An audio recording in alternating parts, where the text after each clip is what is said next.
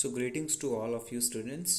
My name is Mahato Shailesh Kumar and we are continuing the geographical lecture series in which we are discussing about the geographical basic concepts. Now today what we are going to say is all about air.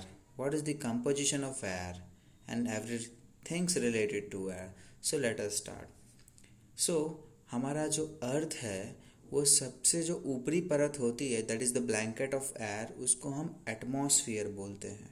और सभी living beings जो भी अर्थ पे रह रहे हैं सभी के लिए एटमॉस्फेयर बहुत ही ज़्यादा इम्पॉर्टेंट है, बिकॉज ये जो एटमॉस्फेयर है सभी के सर्वाइवल के लिए बहुत ही ज़्यादा इम्पॉर्टेंट है, बिकॉज ये हमें ब्रीथ करने के लिए एयर प्रोवाइड करता है। बहुत सारे harmful effect of sun rays ultraviolet radiation से भी हमें प्रोटेक्ट करता है। Okay, so this atmosphere is very very important. लेकिन अगर जो हम देखें कि हमारे कंपोजिशन में क्या है, एटमॉस्फेयर की कंपोजिशन में क्या है, तो आप देख सकते हैं क्लियरली यहाँ पे विजिबल है कि 78% नाइट्रोजन होता है, 21% ही हमारे अर्थ में ऑक्सीजन है। एटमॉस्फेयर में 21% ही ऑक्सीजन प्रेजेंट है एंड कुछ पॉइंट्स में 0.03%, 0.93%, 0.04% all other gases are present over here, और सारे गैसेस यहाँ पे प्रेजेंट है। ओके, नाइट्रोजन एंड ऑक्सीजन जो है वो बल्क में प्रेजेंट होते हैं। Carbon dioxide, helium, ozone, argon and hydrogen are found in lesser quantities. Okay, this is the important fact. What we take some amount of nitrogen into our lungs and exhale it, but plants need nitrogen for their survival. So जो अर्थ का जो structure है, अर्थ का atmosphere God ने बहुत ही सोच समझ के बनाया, because what we inhale is oxygen and what we exhale is nitrogen. Similarly, what the plants inhale is nitrogen and what they exhale is oxygen. So ये बहुत ही ज़्यादा इम्पॉर्टेंट है। नेक्स्ट है कि ऑक्सीजन जो है वो सबसे सेकंड मोस्ट प्लेंटिफुल गैस है एयर में। सेकंड मोस्ट प्लेंटिफुल गैस एयर में है ऑक्सीजन जो कि प्रेजेंट है। ह्यूमन और एनिमल ऑक्सीजन लेते हैं और उसे ब्रीथ करते हैं। ग्रीन प्लांट्स भी उसे प्रोड्यूस करते हैं, जैसा कि हमने देखा कि ग्रीन प्लांट्स ऑक्सीजन को प्रोड्यूस करते हैं एज वेल एज वो अपने प्रोसेस दैट इज़ फोटोसिंथेसिस में भी बहुत इंपॉर्टेंट है और वो उसमें भी यूज़ करते हैं। इसी की वजह से oxygen content in the air remains constant. अगर जो प्लांट्स और ट्रीज़ नहीं होंगे तो ऑक्सीजन का लेवल बहुत ही ज़्यादा कम हो जाएगा। तो हमारे प्लांट या ट्रीज़ के कट करने से ये बैलेंस बहुत ही ज़्यादा डिस्टर्ब हो जाता है। ऑक्सीजन लेवल और नाइट्रोजन लेवल का बैलेंस जो होता है वो बहुत ही ज़्यादा डिस्टर्ब हो जाता है। ओके, कार्बन डाइऑक्साइड भी एक इम्पॉर्टेंट गैस है। जैसे कि जो ग्रीन प्लांट्स होते हैं वो कार्बन डाइऑक्साइड को यूज़ करके अपना फूड बनाते हैं। ओके, और उस रिलीज ऑक्सीजन करते हैं। ह्यूमन और animal release carbon dioxide and the amount of carbon dioxide released by humans और animals seems to be equal to the amount used by the plants, which make a perfect balance. ये balance बना रहता है ये atmosphere में। लेकिन ये balance है ना अपसेट हो जाता है बर्निंग ऑफ फ्यूल्स से। फ्यूल्स की बर्निंग की वजह से ये बैलेंस अनबैलेंस्ड हो जाता है। कौन से फ्यूल की बर्निंग से, जैसे कि कोल है, ऑयल है। So they add billions of tons of carbon dioxide into atmosphere each year. So as a result, the increased volume of carbon dioxide is affecting Earth's weather and climate. So as इसी की वजह से अर्थ की weather और climate पे बहुत ही ज़्यादा effect करता है। आप यहाँ पे बहुत सारे न्यूज़ की कटिंग्स देख सकते हैं जिसमें लिखा है top scientist offer way out of global warming, CO2 level at 8 lakh year high, warming unstoppable, global warming can bring back Jurassic era, global warming. So ये जो ग्लोबल वार्मिंग का कंसेप्ट है बहुत ही अच्छा कंसेप्ट है। ग्लोबल वार्मिंग क्यों फैलता है, किसकी वजह से होता है, ग्लोबल वार्मिंग के लिए कौन से गैस जिम्मेदार हैं, सब हम देखेंगे। ओके, तो this are very very important. Next है हमारा जो एटमॉस्फियर है। ये पिक्चर अगर जो आप देख सकते हैं, मैं थोड़ा इसको जूम कर देता हूँ। यस, अगर जो ये आप पिक्चर देख सकते हैं तो ये जो पिक्चर है ये हमारे लेयर्स ऑफ एटमॉस्फेयर को विजुअलाइज करवाता है। सबसे नीचे आप देख सकते हैं कि माउंट एवरेस्ट की सब छोटी पिक लगी हुई है, वहीं पे ट्रोपोस्फियर है। ट्रोपोस्फियर क्या होता है? ट्रोपोस्फियर जो है वो बहुत ही इंपॉर्टेंट लेयर है एटमॉस्फियर का। ओके, जो इसकी हाइट 13 किलोमीटर है। कहाँ से 13 किलोमीटर है? लैंड से 13 किलोमीटर इसकी हाइट रहती है। जो लैंड से 13 किलोमीटर हाइट रहती है उस स्फीयर को हम ट्रोपोस्फियर बोलते हैं। इसी स्फीयर में एयर प्रेजेंट होता है, ओके, जिसको हम ब्रीथ करते हैं। Almost all the weather like rainfall, fog और हेल स्टॉर्म जो भी आते हैं, विंटर आता है, समर आता है, वो इसी लेयर के अंदर ही होता है। ठीक है, अभी देखिए कि ट्रोपोस्फियर के बाद में टोपोस्फियर है। टोपोस्फियर में स्ट्रेटोस्फियर है, जो कि आपको ब्लू जोन में दिख रहा है, लाइट ब्लू जोन में दिख रहा है, स्ट्रेटोस्फियर है। स्ट्रेटोस्फियर जो होता है वो 50 किलोमीटर एक्सटेंड हो जाता है ज़मीन से। जैसे कि ट्रोपोस्फियर था वो 13 किलोमीटर था, और ये स्ट्रेटोस्फियर है वो 50 किलोमीटर एक्सटेंड हो जाता है। Okay, this layer is almost free from clouds. यहाँ पे क्लाउड्स नहीं होते, और this condition makes most ideal for flying aeroplanes. और जो एरोप्लेन्स आप देखते हैं नीचे से ज़मीन पे से कि हवा में उड़ रहे हैं, वो मोस्टली स्ट्रेटोस्फियर में ही उड़ रहे होते, बिकॉज वहाँ पे बादल, आपको लगता है कि वो प्लेन जो होता है वो बादल के आसपास से उड़ रहा है, बट ऐसा नहीं होता। स्ट्रेटोस्फियर में बादल नहीं पाए जाते, और कोई भी वेदरिक कंडीशंस जैसे कि विंटर, समर, ये स्ट्रेटोस्फियर में नहीं होता, क्योंकि हमने देखा कि ये सारे जो काम होते हैं वो ट्रोपोस्फियर में होते हैं। That is the thing. Okay, ये क्या होता है, ये हमें हार्मफुल इफेक्ट ऑफ सनरेज से भी बचाता है स्ट्रेटोस्फियर। ओके, अगर जो स्ट्रेटोस्फियर नहीं है तो हमें सनबर्न भी हो सकता है। तो मिनिमम अमाउंट में स्ट्रेटोस्फियर की विजिबिलिटी बहुत ही ज़्यादा इंपॉर्टेंट है। स्ट्रेटोस्फियर के बाद में है एक छोटा सा स्ट्रेटोपोस, मीन्स वहाँ तक ही स्ट्रेटोस्फियर है, उसके बाद स्ट्रेटोस्फियर नहीं है। ओके, टोपोस्फियर के भी ऊपर आपने देखा कि टोपोपोस था, मीन्स वहाँ तक ही टोपोस्फियर है, उसके बाद दूसरा फियर स्टार्ट हो जाता है। अब तीसरा है मेसोस्फियर। सो ये जो है वो थर्ड लेयर है एटमॉस्फियर की, और ये जो लेयर है वो ज़मीन से 80 किलोमीटर तक एक्सटेंड होता है। ओके, जो मीटियोराइट्स आप देखते हैं, जिसको आप टूटता हुआ तारा भी बोलते हैं, जैसे कि वो बर्न होके धरती पे आता है, वो इसी स्फीयर में आता है। ओके, स्पेस से जो आता है वो इसी स्फीयर में आ सकता है। यहाँ पे आप छोटे छोटे यहाँ पे आप डॉट्स भी देख सकते हैं। यस, ये देखिए छोटे छोटे डॉट्स आप देख रहे हैं ना, ये मीटियोर्स ही हैं। ये छोटे छोटे डॉट मीटियोर्स ही हैं। Okay, so that is important. फिर है मीसोस्फियर के बाद मीसोपॉस में, वहाँ तक मीसोस्फियर कंटिन्यूएशन में रहता है। फिर थर्मोस्फियर आता है। थर्मोस्फियर के अंदर टेम्परेचर बहुत ही जल्दी बढ़ जाता है। जैसे इंक्रीज हाइट होती है, जैसे जैसे हाइट बढ़ती है वैसे वैसे टेम्परेचर भी यहाँ का बढ़ते जाता है। और आयोनोस्फियर भी जो है वो एक पार्ट है इस लेयर का। ओके, ये एक्सटेंड हो जाता है 80 to 400 किलोमीटर में, और ये हमें हेल्प करता है रेडियो ट्रांसमिशन में। जो भी रेडियो ट्रांसमिशन होता है वो इसी स्फीयर के अंतर्गत होता है। ओके, रेडियो वेव्स भी यहाँ पे ट्रांसमिटेड होते हैं। Earth are reflected back to the earth by this air. Okay, अब सबसे लास्ट में जो आप देख रहे हैं, ये सबसे ऊपर वाला थर्मोस्फियर के ऊपर वो एक्सोस्फियर है। एक्सोस्फियर सबसे ऊपरी लेयर होती है एटमोस्फियर की। It is the upper most layer of the atmosphere, and इस लेयर में बहुत ही थिन एयर होता है। यहाँ पे बहुत सारी लाइट गैसेस प्रेजेंट होते हैं, जैसे कि हीलियम है, हाइड्रोजन है, वो फ्लोट करते हैं स्पेस में यहीं से। ओके, ये इम्पॉर्टेंस है। अभी जैसे कि आप वेदर और क्लाइमेट के बारे में हमने पहले भी बहुत बार देखा है, वेदर और क्लाइमेट क्या होते हैं। जैसे कि कोई पूछता है कि क्या आज बारिश होने वाली है, क्या आज इसका माहौल कैसा रहने वाला है, क्या आज कितने डिग्री सेल्सियस टेम्परेचर रहने वाला है। So that thing are also very very important. Okay, ये सब बहुत ही ज़्यादा इंपॉर्टेंट है। जैसे आपने क्रिकेट में कमेंट्री भी बहुत बार सुनी होगी कि आज का वेदर इस तरह रहेगा, कुछ इस तरह रहेगा। So that is under the weather and climate condition. Okay, that is important.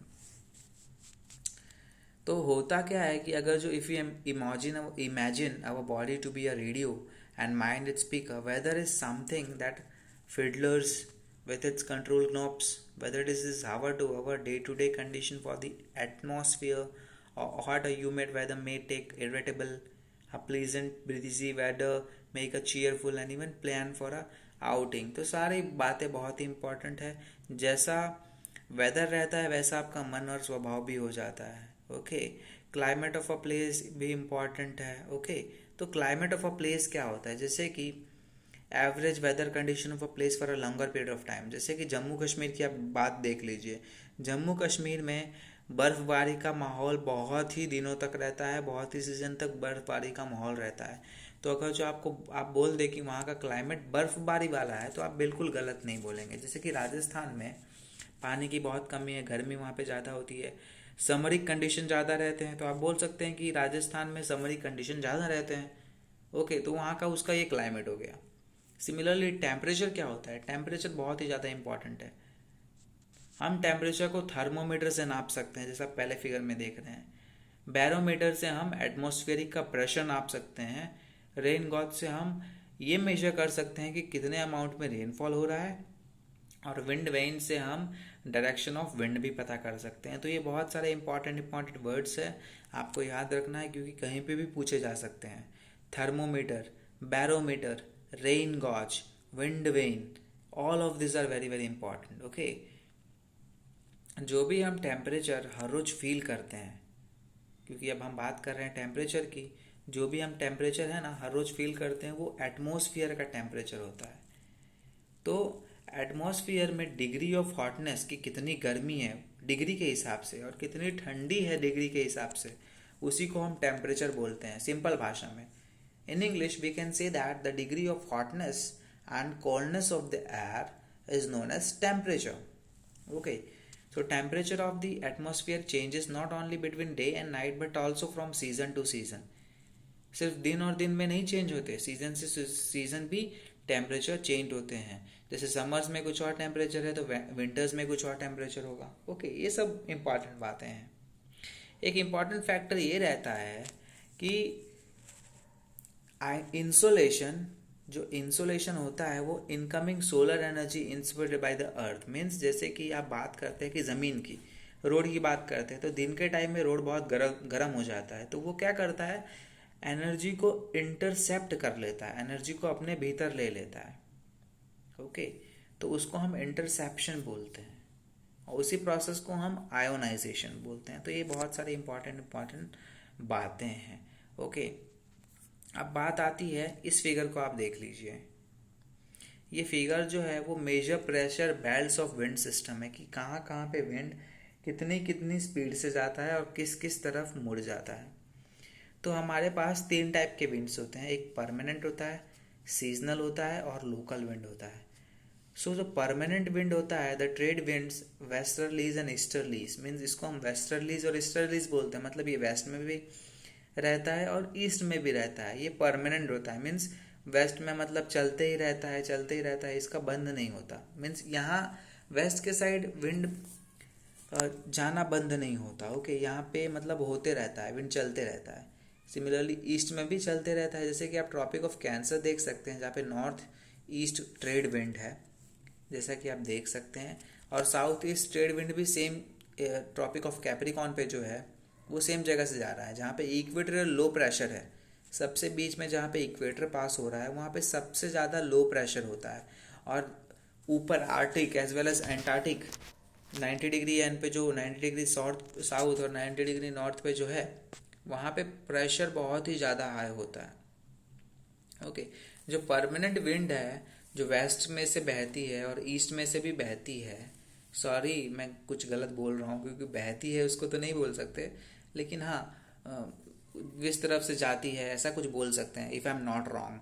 मेरी सारी भूल चूक माफ़ कर दीजिएगा, मेरी हिंदी उतनी अच्छी नहीं है, फिर भी मैं ट्राई कर रहा हूँ कि आपको अच्छे से अच्छा कंटेंट दे पाऊँ और आपको अच्छे से समझा पाऊँ। ठीक है, बात करते हैं सीजनल विंड्स की। सीजनल विंड के नाम से ही पता चल जाता है कि ऐसी विंड्स जो सीजन पे आती है, क्योंकि डिफरेंट सीजन में डिफरेंट विंड्स रहेंगी और डिफरेंट टाइप से वो अपनी विंड की डायरेक्शन चेंज करती है। Okay, that is important. जैसे कि मानसून में अलग विंड रहेगी, समर में अलग विंड रहेगी। अब लोकल विंड की बात कर लेते हैं। तो लोकल विंड है ना, ये कुछ पीरियड या फिर कुछ ईयर के लिए रहता है एक स्मॉल एरिया में। जैसे कि लैंड एंड सी ब्रीज जो होती है वो मतलब कुछ ही टाइम के लिए होता है, दिन के लिए होता है, रात के लिए अलग होता है। सो इसको हम लोकल विंड्स बोलते हैं। तो ये भी बहुत बहुत इम्पोर्टेंट है। अभी हम साइक्लोन की तो बात नहीं करने वाले क्योंकि ये वो अलग टॉपिक बन जाता है, जो कि नेचर्स फ्यूरी है, नेचर का डिस्ट्रक्शन कॉज्ड बाय साइक्लोन। आप नेचर के साथ खेलोगे तो आपके साथ नेचर ऑब्वियसली खेलेगा और बहुत अच्छे से खेलता है। अभी बात कर लेते हैं हम मॉइस्चर की। तो मॉइस्चर क्या होता है? मॉइस्चर आपने बहुत जगह देखा होगा। मॉइस्चर को हम ओस भी बोलते हैं। विंटर सीजन में तो आपने बहुत देखा होगा कि पेड़ों के पत्ते के ऊपर या फिर पौधों के ऊपर एक ओस की बूंद जमा हो जाती है, उसी को मॉइस्चर बोलते हैं। लेकिन ये मॉइस्चर जो है वो बनता कैसे है? जैसे कि जैसे कि आप गैस पे वाटर चढ़ा लीजिए और गैस बंद करके उसको किसी चीज़ से ढक दीजिए। जिस भी तपेली में या फिर जिस भी वेसल में आप पानी को गर्म कर रहे हैं उसको गर्म कर लीजिए। फिर इसको गैस बंद करने के बाद, गैस का नॉब बंद करने के बाद उसको ढक दीजिए। फिर आप 5 या फिर कुछ मिनट्स बाद आएंगे तो आप ये ऑब्जर्व करेंगे कि वहाँ पे कुछ पानी जमा होता है जिस भी चीज़ से आपने ढका हुआ है, उसी को हम मॉइस्चर बोलते हैं। ओके, सो मॉइस्चर होते हैं कि एक वाटर इवोपरेट हो जाता है from the land and different water bodies. जैसे दिन के टाइम में बहुत ही ज़्यादा गर्मी होती है तो वाटर इवोपरेट हो जाता है, गर्म हो जाता है, उसी से मॉइस्चर निकलता है। राइट के टाइम में वो वापस सारा मॉइस्चर कंटेंट वापस ले लेता है रिवर या फिर ओशन, ओके, जो भी वाटर बॉडीज है। So moisture in the air at any time is known as humidity. जो मॉइस्चर रहता है एयर के अंदर कभी भी आप देख लीजिए उसको ह्यूमिडिटी बोल सकते हैं हम। Okay, so when the air is full of water vapour we call it humid day as the air gets warmer, so its capacity to hold the water vapor increases, so it becomes more and more humid at daytime. Okay, on a humid day clothes take longer to dry। जैसे कि हाँ, humidity अगर ज़्यादा होती है तो clothes को सूखने में भी ज़्यादा टाइम लगता है। ओके, जैसे कि हमारा sweat from the bodies does not evaporate easily making us feel very uncomfortable. ये सब हम समझ सकते हैं। तो मैं चाहूँगा कि ये सब आप ज़रूर पढ़ें। अब देख लीजिए, रिलीफ ऑर्गेनिक रेनफॉल जो है वो मोस्टली मॉइस्ट एयर की वजह से होता है। कॉल्ड और वार्म एयर की वजह से साइक्लोनिक रेनफॉल भी होता है। ओके, सो रेनफॉल जो है वो भी बहुत बहुत इंपॉर्टेंट होता है सर्वाइवल ऑफ प्लांट्स और एनिमल्स के लिए, क्योंकि रेनफॉल तो सबसे इम्पॉर्टेंट, रेनफॉल क्या है, एक फ्रेश वाटर का सोर्स है। बिकॉज रेनफॉल से जितना आपको फ्रेश वाटर मिलता है ना, उतना आपको, आप प्योरीफायर से भी प्योरीफाई कर लीजिए, उतना आपको फ्रेश वाटर नहीं मिलने वाला। तो रेनफॉल वाटर बहुत ही इम्पॉर्टेंट होता है।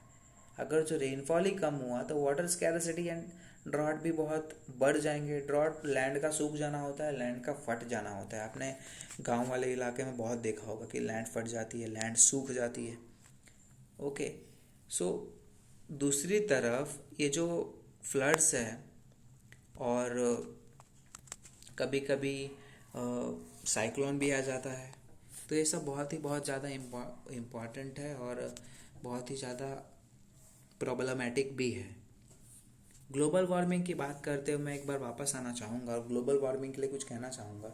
जैसे कि हमने पढ़ा था कि जैसे कि हम ऑक्सीजन इनहेल करते हैं। ओके, हम we are inhaling oxygen, that is the thing, we are inhaling oxygen, plants are exhaling oxygen. Okay, जब हम इनहेल करते हैं वो एक्सहेल करते हैं, बिकॉज वो जो एक्सहेल करते हैं तभी हम वो इनहेल करते हैं। तो बैलेंस हमेशा बना रहता है। अगर जो ये बैलेंस बिगड़ता है तो वो किसकी वजह से बिगड़ता है? That is because of our self. Because what we are doing is we are just only cutting the trees, we are only doing the deforestation. I know that we have a need for the deforestation, but whatever we are doing for the deforestation we should also do for the afforestation, means पेड़ लगाना चाहिए। अगर जो आप पेड़ काटते हैं तो आप 3 पेड़ लगाइए, तो इससे mental balance as well as the future balance भी बना रहेगा। ओके, सो आज के लेक्चर के लिए इतना ही। मिलते हैं नेक्स्ट लेक्चर में। Thank you so much.